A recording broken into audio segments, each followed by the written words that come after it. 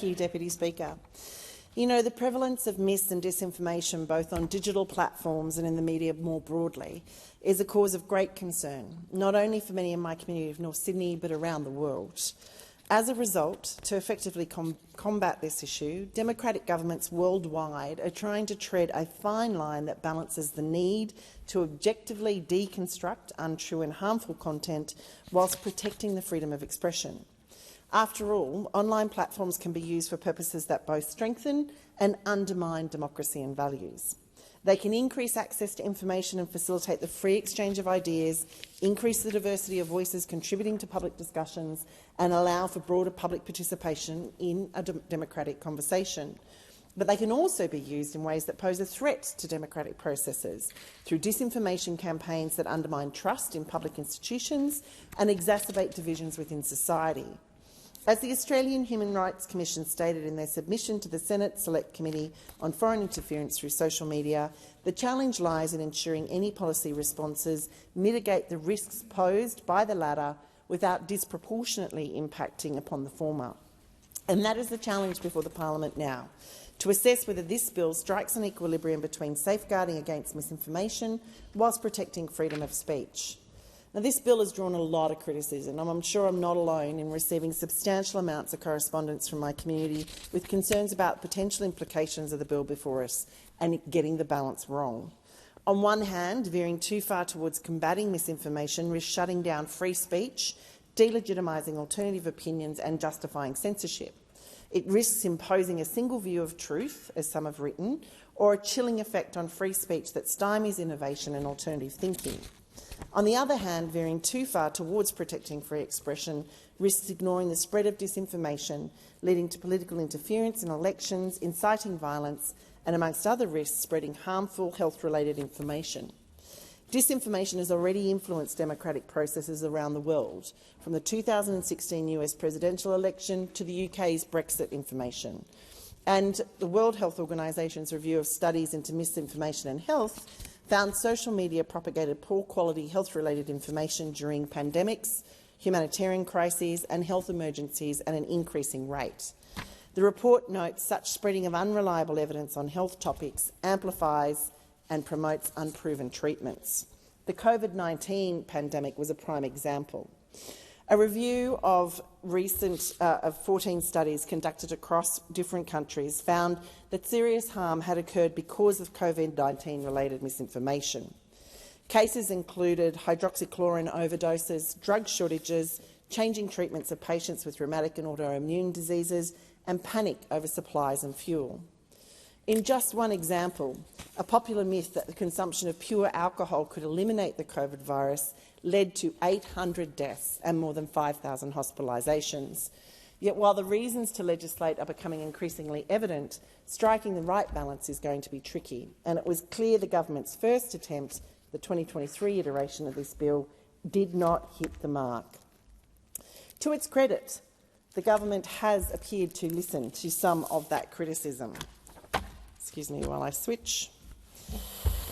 But the reality is there is much in this bill that continues to need to be addressed. The growth of digital platforms over the past 2 decades has fundamentally changed the way we all access information, with social media platforms now the equivalent of the modern-day public square. Indeed, according to the Genro Australian social media statistics, in 2023 almost 4 in 5 Australians had active social media accounts, and more than half of them use social media as a source of news. Yet while these digital platforms have developed rapidly, the regulatory environment has not. There is growing consensus then that the new digital environment, while increasing pluralism and engagement with politics, also poses significant threats to both our society as a whole and individual safety, with a number of recent reports highlighting the harmful effects of mis- and disinformation disseminated on digital platforms on civil society and vulnerable minority groups. From the Australian Competition and Consumer Commission's Digital Platforms Inquiry to the Senate Select Committee on Foreign Interference through Social Media and the Joint Standing Committee on Electoral Matters report on the conduct of the 2022 federal election, legislators have been discussing this challenge for some time. And to be clear, personally, I am not a fan of government legislation as a way to regulate industry. I would much rather see sectors self-regulate effectively, ensuring they are putting the needs of their consumers ahead of their own profit if necessary.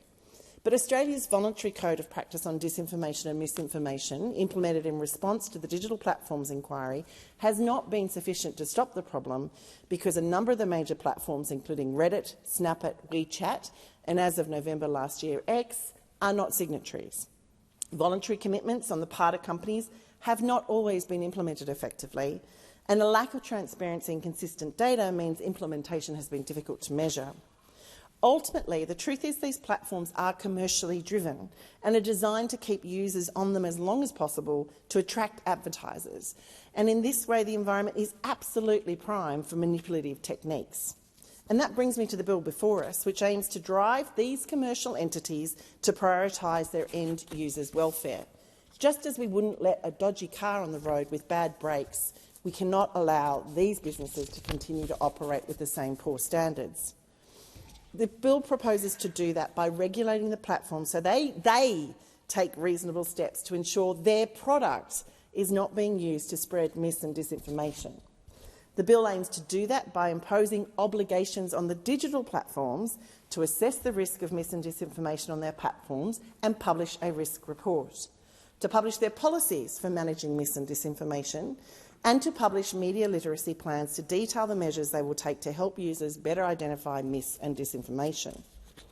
It does also provide the regulator, the Australian Communications and Media Authority, henceforth called ACMA, with powers to obtain information about mis and disinformation from digital platforms, to make rules requiring digital platforms to keep records relating to mis and disinformation and implement a process for handling complaints and resolving disputes, to register enforceable misinformation codes that set out the measures the industry will take to reduce the risk of mis and disinformation, and provide ACMA with power to make misinformation standards for sections of the digital platform industry if the codes do not adequately protect from misinformation.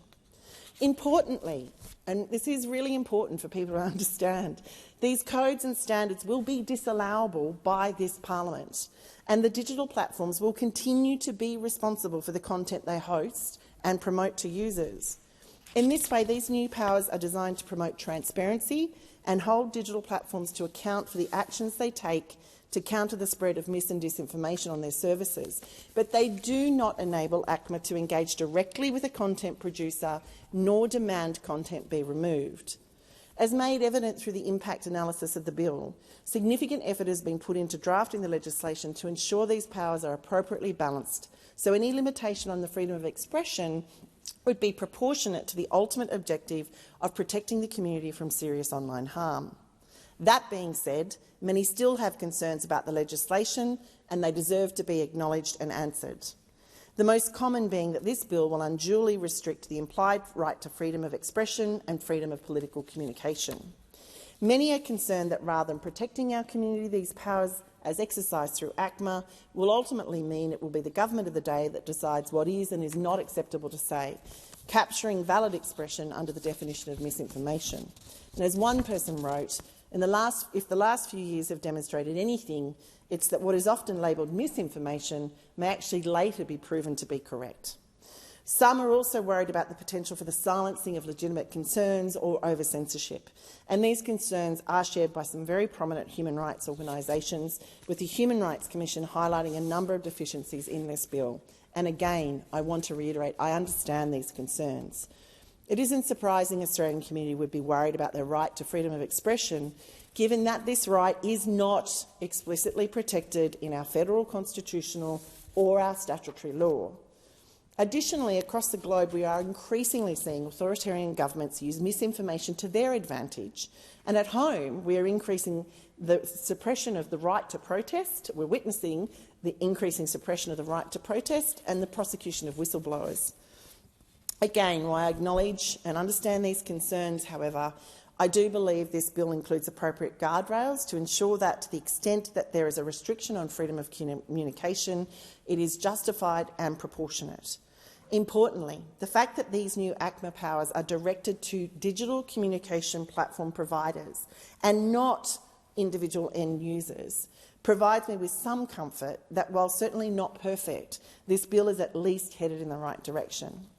By focusing on incentivising digital communication platforms to have robust systems and measures in place to address mis and disinformation, I believe this legislation turns the responsibility back onto the service providers themselves.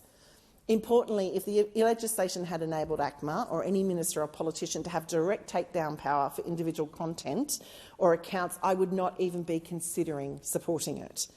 But in it, as it's currently drafted, this reform also actually protects certain implied rights, including the right to participate in public affairs, the right to vote and be elected, the right to security of person, and the rights that protect against vilification and discrimination.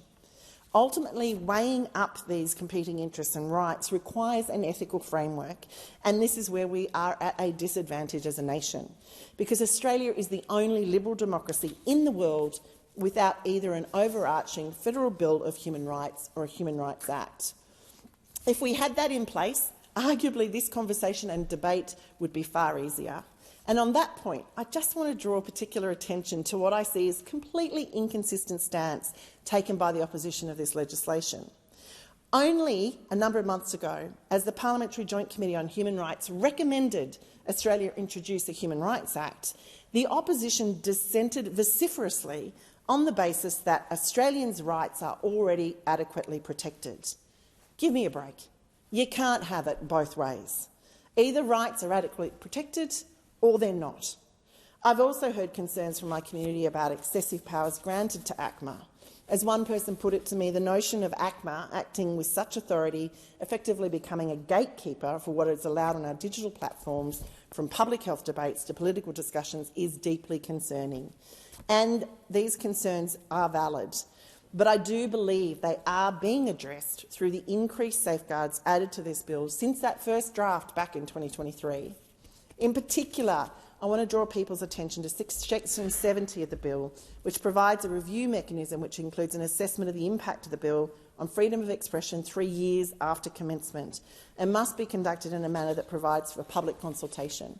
Now, I would have liked to have seen that review being undertaken within 12 months, but having been here for 2.5 years now, I get it. Things don't move as quickly as they do in the real world here. Further to this, however, though, I note the bill does not stipulate this review be conducted independently from the government, and in that context I've been working closely with the Minister and her team to try and ensure this is amended in the final legislation. In addition to this, I would draw the First Nations people's Aboriginal corporation concerns to the Minister's attention, as I believe they raise important issues on how cultural knowledge systems like Indigenous health practices may be wrongly classified as misinformation. Censoring community-based health perspectives could risk exacerbating a lack of trust in health institutions, reducing First Nations engagement and necessary services, and limiting the freedom of First Nations communities to manage their own health and well-being. To ensure these concerns are appropriately addressed, Indigenous leaders must be properly consulted in the review of the bill's impact, and the government should give consideration to embedding the culturally aware framework into the legislation as per the corporation's recommendations. In addition to this, Australia's broader plan to combat online misinformation must be improved. Digital literacy campaigns are a useful shield against inappropriate online influence, with numerous studies and reports highlighting the importance of media literacy to combat mis and disinformation without threatening the right to freedom of expression. In the Nordic countries, for example, which consistently top the Media Literacy Index, media literacy education is a core component of the school curriculum, as are critical thinking skills and comprehensive civics education. In comparison, a recent study by the Australian News and Media Research Centre found that 68% of Australians had a low or very low level of news literacy. Clearly, there's an opportunity to increase Australia's digital literacy. Ultimately, I believe combining education with effective regulation to hold digital platforms to account would potentially drive the best outcomes for all. But just because I think that doesn't make it true. And therefore I commend the member for Goldstein for also moving amendments that she believes would strengthen researcher access to the information within the bill so that we can actually have independent research on how misinformation spreads and how best to combat it. In closing, the risk that mis and disinformation poses to this country is so great that I do believe we need to start somewhere. Perfect should not be the enemy of good.